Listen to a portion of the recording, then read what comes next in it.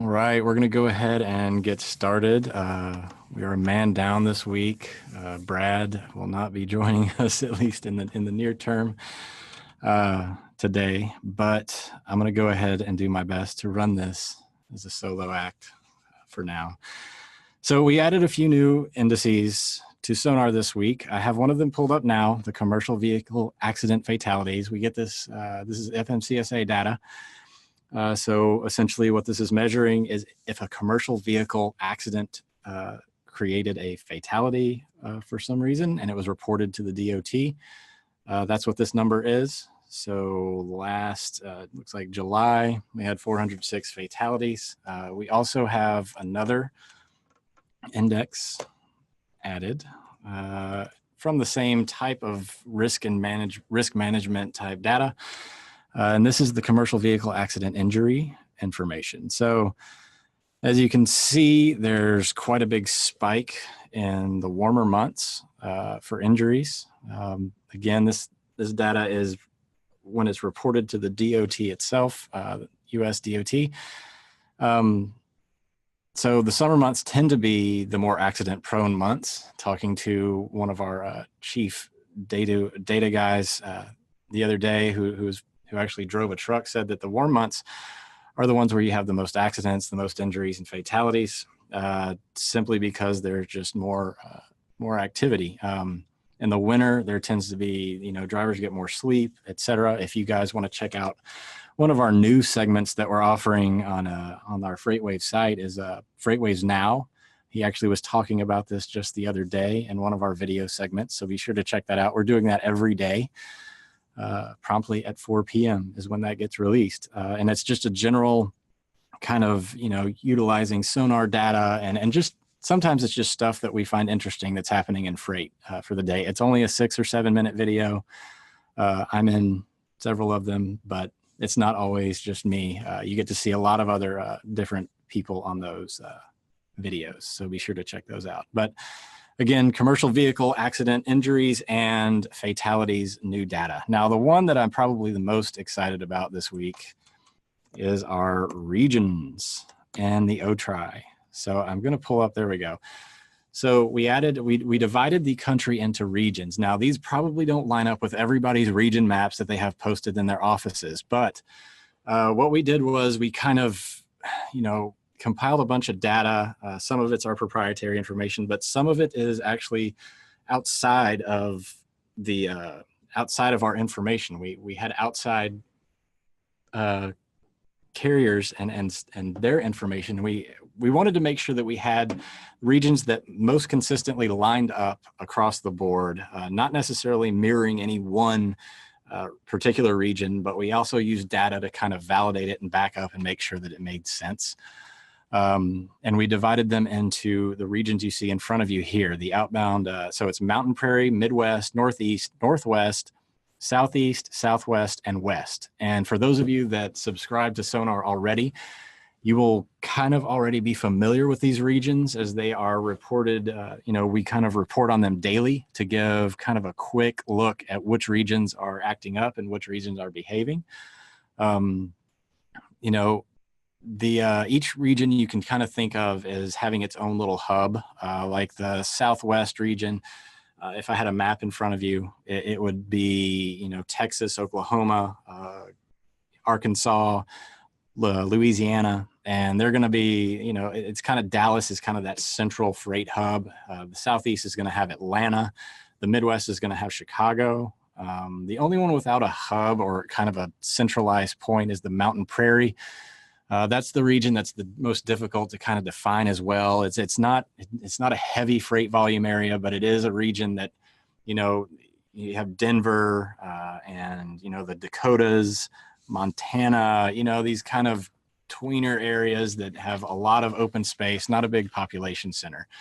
But also it's kind of like you can't, geographically speaking, it's huge, but the freight volumes are relatively low in that particular market.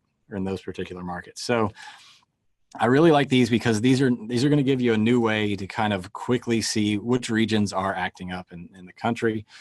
OTVI USA would still be kind of my start off point just to see what the general market conditions are. I'm going to go ahead and pull off the line And we were joined by Brad. Did decide to show up to class today. Hello. A little tired. Just came in after the light. But you know, I see we're talking about something that I know very well: the United States outbound tender reject index. We are, and we have. I was talking about how we divided these into regions. So I'm kind of walking our listeners through, you know, how I kind of start looking at capacity in the market. You know, and regions are that kind of tweener area where you can start to really get a good idea of what's happening in individual regions in the country. So I see tender rejections in the country are still relatively low. The market itself still very, I mean, it's calm. It's not acting up very much, but the Pacific Northwest, you can see right here, not one of the it's behaving a little bit erratic compared to the rest of the country. I think probably the best way to do this would be to throw up OTVI USA and then compare these regions, you know, as you kind of go down the board here. So I'm going to throw up the Pacific Northwest, and you can see that the Pacific Northwest is certainly moving, at least in this near term, in opposition to the rest of the country. It's starting to cool off a little bit, but again, if you think about these regions with these hubs, Seattle, Portland, but Seattle's certainly the bigger market of the two. And December, think about weather playing probably a pretty big factor into some willingness to go in or out of some of these regions. Yeah, a lot of these regions certainly have their own kind of identity. Yeah. Pacific Northwest, this is their time to shine, as some people would say. Christmas trees and the apples, and you know, I had some delicious pears this week. Very underrated fruit. Which is actually interesting that we see an increase. Is that probably largely have to do with the leading into Thanksgiving there? Because you'd think people would. Yeah, that's certainly the Thanksgiving effect, but you see that I've got the country pulled up too. So sure. You've got, you know, I think what we're seeing here is actually a lot of people running down the I-5 corridor to cover Los Angeles. Yeah. In Southern California, because Southern California prior to the Thanksgiving break was a little rambunctious. The tariffs and whatnot have created a new world order, if you will, in terms of container flows and container movements this year. Let's go ahead, right. And that would be in the Western region. And as we go through these regions, I'm sure I probably missed it, but we just actually had a question as well. Okay. Is there a breakdown of the exact markets that are listed in these, or are they a little bit broader? I think people just know. No, we have. You have to know. You know who asked that question, and we know each other well. So why don't you know? No. So yeah, there is a breakdown. The answer is we'll get a breakdown out. Yeah. For everyone. No. The breakdown is actually located in our handy dandy guide. For those of you that have been around for a while or have watched some of these, you'll have seen this button that I'm about to show you after I clicked on that question mark. The SONAR Index Reference Guide. Handy dandy little cheat sheet, if you will, of what's available in SONAR, number one. And then this first page is that first set of letters and numbers, if you will. Mm-hmm. And then the second page is what comes after the decimal. So it's actually by state based. Okay. So you can see here that it's state based. Now the question we're probably going to get is, well, when is this going to be available in the map? Well, yeah, we just happened to talk about that this morning. So we are going to see that in the future. It is on the roadmap for development. It is unfortunately not going to be there probably this month. I don't know that for certain, but I wouldn't guess it's going to be there this month. But when it is, we also talked about having states available as well, mm-hmm. For mapping functionality. So that is on the roadmap. But here you can see the definitions of each region. The Northeast having the most states, but you see this Northwest region is pretty small, but it's indicative of, like I was explaining before, we've done some actual studies on these, some data work, if you will, to validate, you know, how each section, not just in volume, but kind of behaves. Like they're all kind of interconnected in their own way. But the Northwest, I think most people that have been around freight for a while would agree that Idaho, Oregon, and Washington behave similarly. Obviously, some of the rural areas up there are not totally in line with Seattle, but their freight is all related. They all kind of grow the same thing. their shippers are very interconnected and related.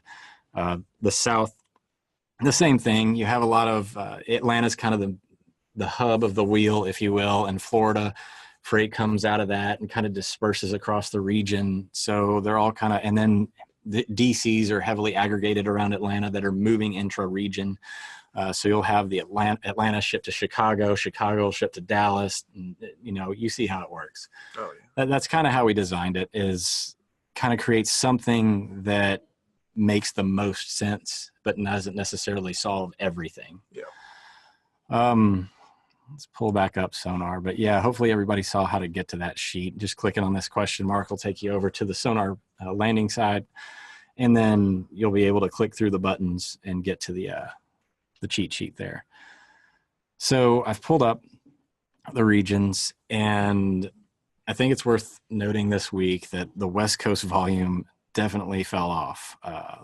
Kind of the tariffs and everything, you know, or have you had any significant questions this week, Brad, about?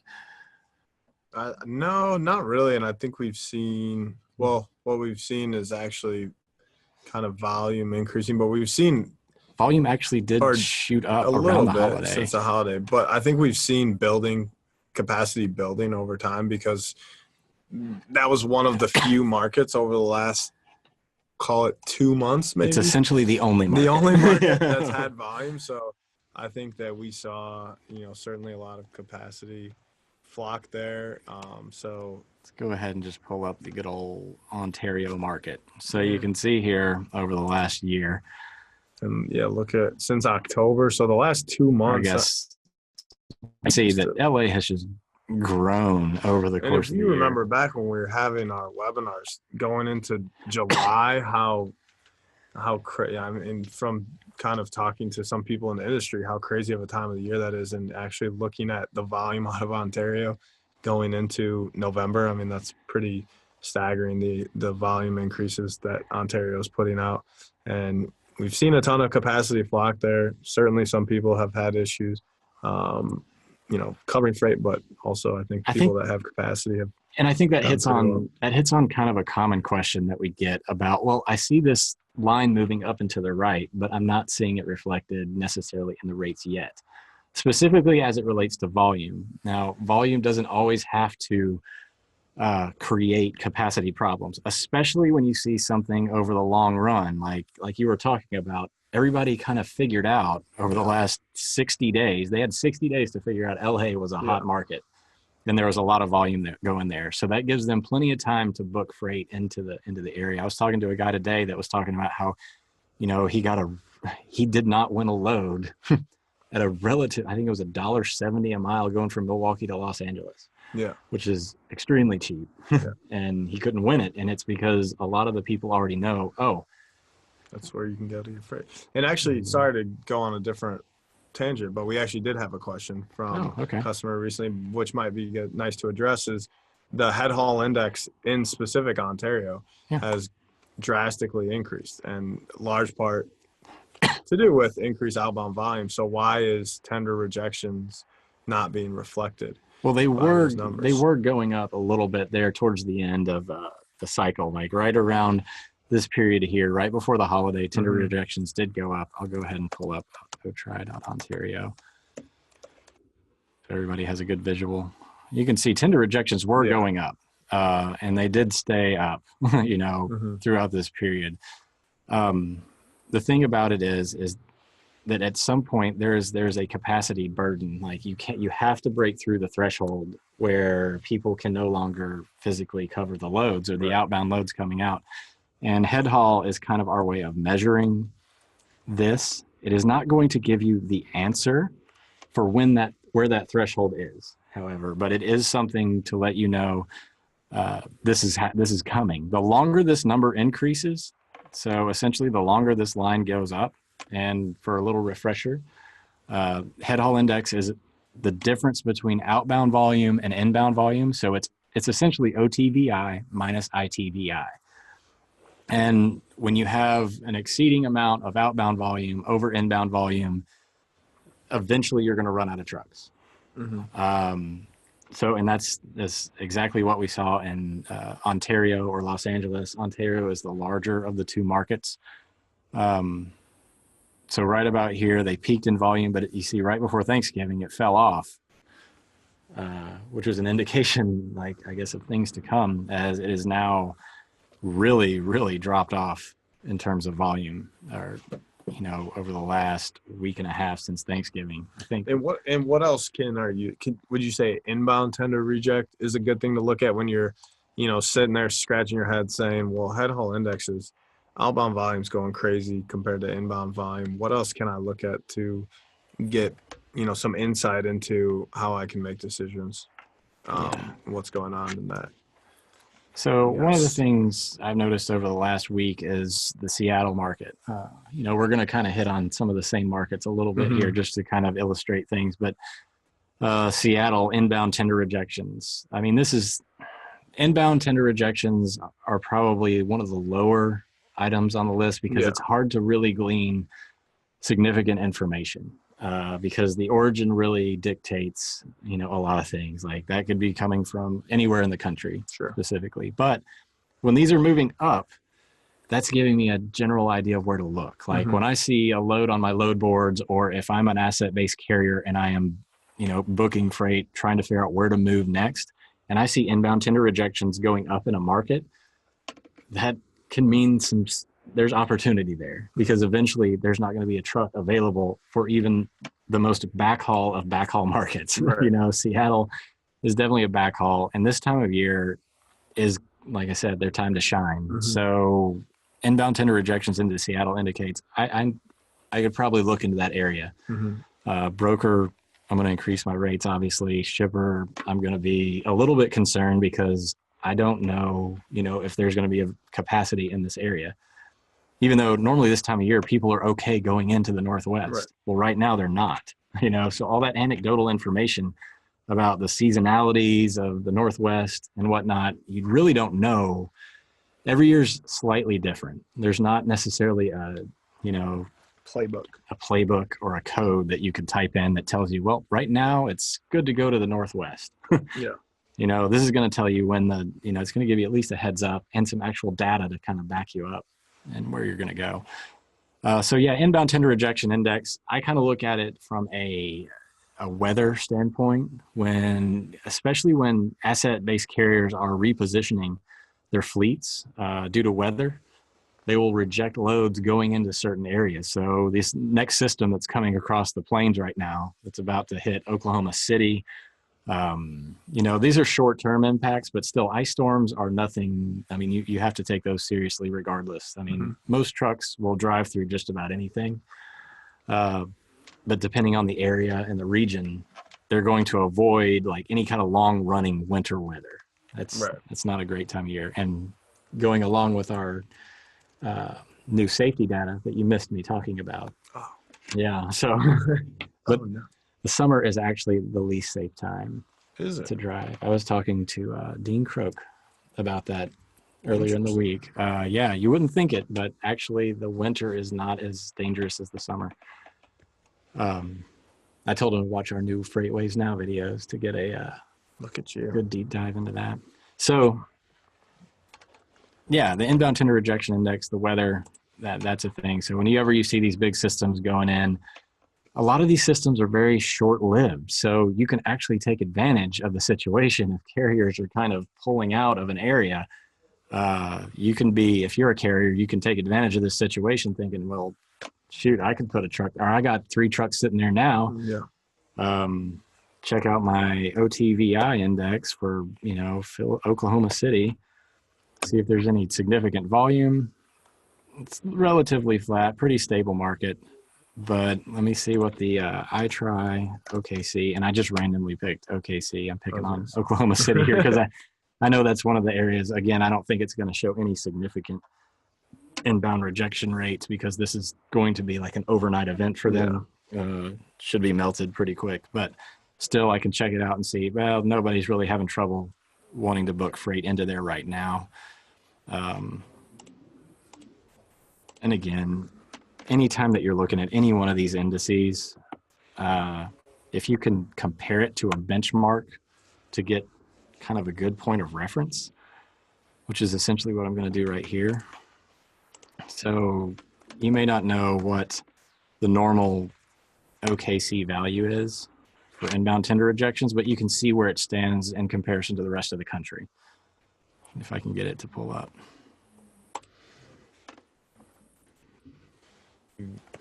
OKC, here we go. Let's try this one. Spinning wheel. We got the spinning wheel. Just X out of everything. Yeah, here, let me just go ahead and, might be our Wi-Fi situation. Try it again. And did you go over the Engage There we go. TCA stuff? We did that Did that last week? last week, I believe. So yeah, we're gonna, there we go.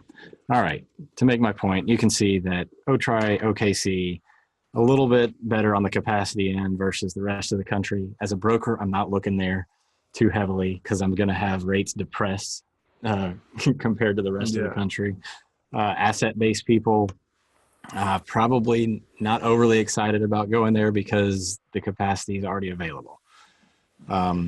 Either way, I want to make sure, yeah, you can see these crossing points. Good point. If you wanted to talk about that, yeah. I just want to give you a little more direction to what you're saying, and monitoring monitoring when these inbound outbound rejections are as far away as, or alligator chomp, if you will. So freight into a region is being rejected at a very high percentage and increasing, and outbound kind of creates that very volatile act that there's no trucks in that area. No, inbound rejections go up. Eventually the outbound rejections follow.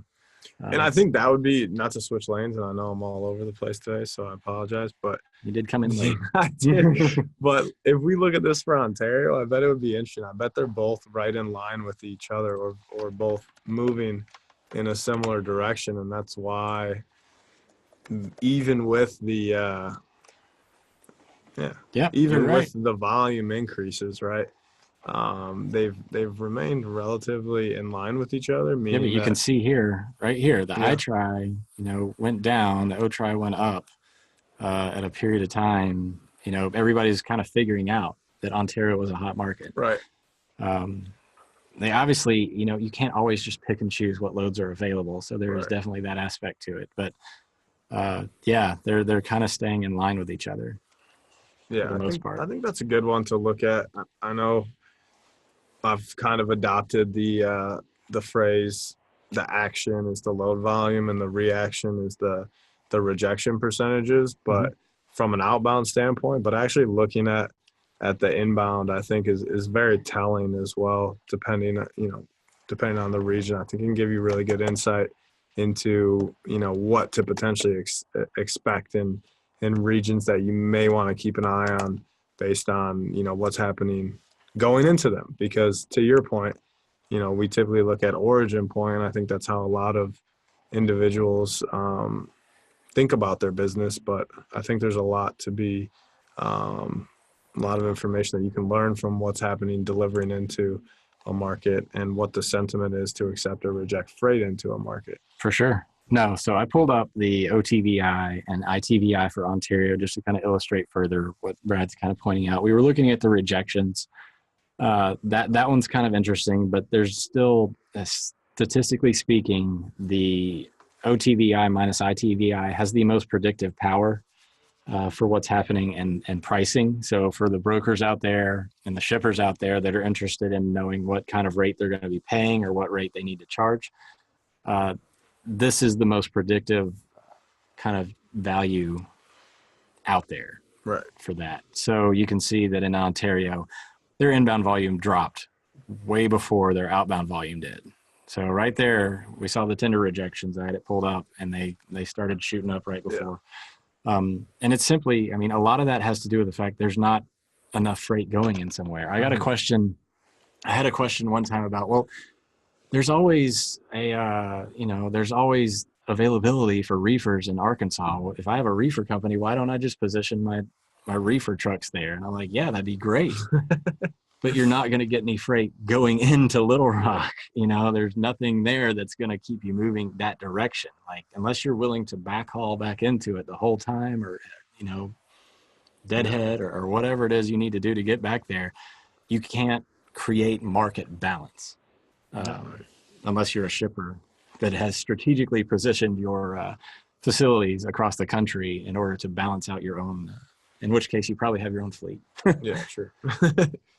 And you're in a pretty good spot. Yeah. But as we go the last 5 or so minutes, any questions, please ask them. I think we have a couple that we'll get to here.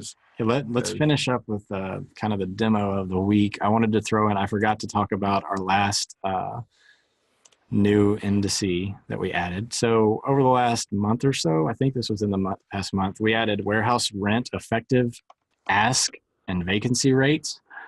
So the warehouse rent asking price is basically what potential leasors are asking for in terms of being availability. So it's like, if I'm going out to look for a warehouse in Atlanta and they're going to ask $9, but the effective rate's $8.50, there's a big spread there between the two, and the difference between the ask and effective rate can give you market direction. So when the effective rate is below the asking price, that can be indicative that the market itself is actually cooling off. But when the effective rate is below the asking price, that might mean that there's an oversupply of warehouses in the market as well. So especially nowadays with the whole shortening length of haul and show me an example. So I think you got as close as possible to losing me there. Okay, so let's see if I can bring you back in. Bring me back in. So we've got renta, which is ask, and I'm going to put rentee, which is effective. Mm-hmm. And I forgot to do it in the compare. So renta, the difference between the renta and rentee, and I could have sworn I did that right.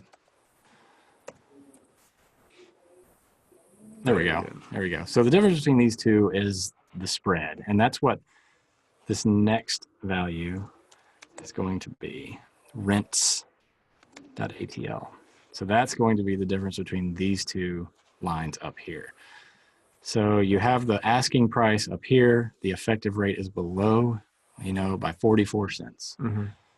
That can be indicative of the market itself being in, they think that it's heating up. So if I'm asking more than the market is showing, that means that I think I can get more for it, or I'm willing to kind of pull down. Or it could also mean when they ask lower than the effective rate, they know the market is definitely cooling off. Right. So you're saying, from how could a transportation transaction participant, if you will, it's going to be a pretty limited, it's going to be kind of a limited use case for kind of the people that are interested in more brick and mortar type deals. A broker, for instance, may or may not have some sort of kind of derived use of this. I can't think of a way that. Well, no, we've had a couple of asset-based carriers that have warehouses that have been interested as well. For sure. No, it's important to, especially now where things are they're moving a lot, and the length of haul is definitely an issue. People need to have their freight close by the end user. So being positioned correctly in the market, this could give you a good insight into potentially, if I'm thinking about moving to, Columbus versus Indianapolis, for instance, this is going to give you kind of some insight into how I need to position my network. So with that being said, that would close out all the new indexes for the week. And if we have any questions. Are you sure that's all the new? Well, you missed the first part, so you probably wouldn't know. Are you sure? If I've forgotten something, you should certainly. All right, we're going to go with first. Any insights on the outbound tender rejection spike in the Boston, Hartford, Springfield market, so Massachusetts, around Thanksgiving, weather related? I'm pretty sure that was pretty standard across. Yeah, this is, and like I was saying before, you can compare these and Boston is going to be a little bit more reactive than the rest of the country. And I think let's put this on a relative index. Whoa. Wasn't supposed to do that. Yeah. There you go. There we go. We're having some internet issues. Let's see here. Display. Go back to what, a month? You're in relative. Yeah, I am in relative. Okay. Go, just get it a little closer so you can actually see it. There you go. Not much at a national level. Yeah, the national level is a lot less volatile than the Boston market. But let's pull up OTVI.USA, and you're going to see the same spike. Boston is going to be relatively stable backhaul market in general, but there's the same hump. Yeah. In the rest of the country. And just to touch on that, why we're seeing it essentially, if you think of the nature of the transactions that we are displaying here, based on, automated load transactions. You think about like the Northeast region. I believe we actually wrote about this in our daily watch. Essentially, the Northeast is kind of a, it's on an island. You have a lot of regional carrier activity up there, and a lot of people are domiciled up there that move freight up there. So as you get closer to the holiday, they're trying not to move out of the area. And one of the things that we noticed was that the long haul lanes out of Boston during this time period, I'll go ahead and throw that one up there. It was long haul or tweener haul was having the most trouble finding capacity during that period of time. And I'm going to put it on absolute because there's some sort of that's the tweener try. You put Boston. Are you putting Boston? Or yeah, you want it? I put United States. United States.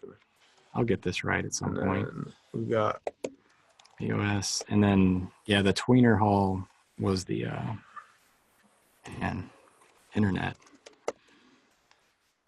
There we go. The tweener haul, you can see there, was causing a lot of trouble. So nobody wanted to leave the area. Mm-hmm.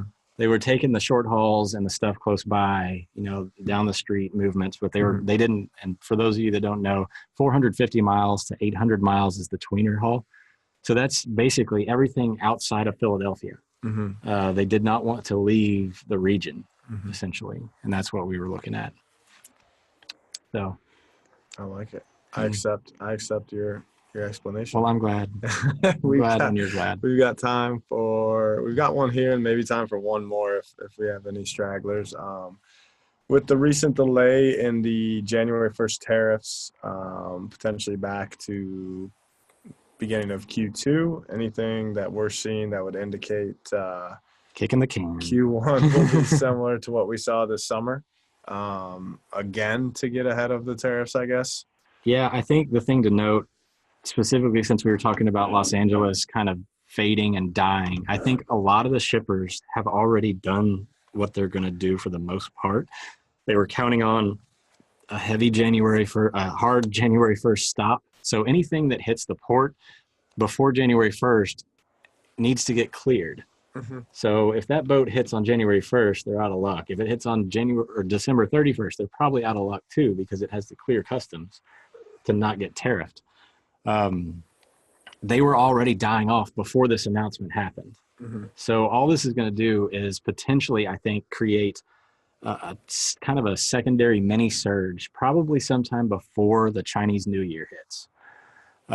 Because if they don't get that on the boat before Chinese New Year, they're not, they're out of luck, because there's no way they're going to make it to the United States before the ships start rolling this way again. So I would look to mid to late January to see another potential kind of Los Angeles port surge, if there's going to be one. So yeah, OTVI and all that, and FBX, for those of you who aren't familiar, And let's look at warehouse really quick as well for Ontario. I'm curious what that is, what that's showing. It's expensive. Is it? Yeah.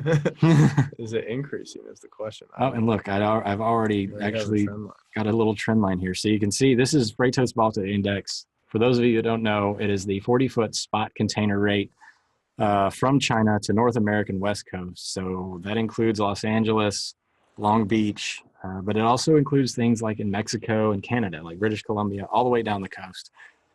this has been dropping earlier than people expected it to. We thought that this rate would actually continue going up for at least a little bit longer, maybe another week or two, because everybody's trying to push it in. But some of the intel we're getting is that warehouses are essentially full. Mm-hmm. Shippers have done all they can to kind of get in front of these tariffs for the time being. I think this kind of extension on the tariff deadline has probably just given them a little bit more leeway, because they're already making some long range planning, Mm-hmm. and they've already started that process. China has already done it. And, it's really hard to redirect after Right. you've already made plans to, shift your supply chain that direction. And I don't think it's going to be as significant as what we've seen over the last few months. People have already digested the fact that we're going to get these huge tariffs. Mm-hmm. Again, I think it's a little too late to say, oh, wait, reset button. But again, I think there'll still be some shippers out there that say, we haven't finalized enough. Let's go ahead and get some more inventory in our warehouses, having had another month to kind of clear out some of that space. You're fantastic at your job, I gotta say. I mean, We're lucky to you know have what? I'm happy when you're happy, Brad. Well, I think we'll go ahead and sign off. I don't think we have any more questions. Thanks again for joining us. We'll see you again next week, 2 p.m. Eastern, and hopefully I'll be on time next week. Thanks again. Yeah. Thanks.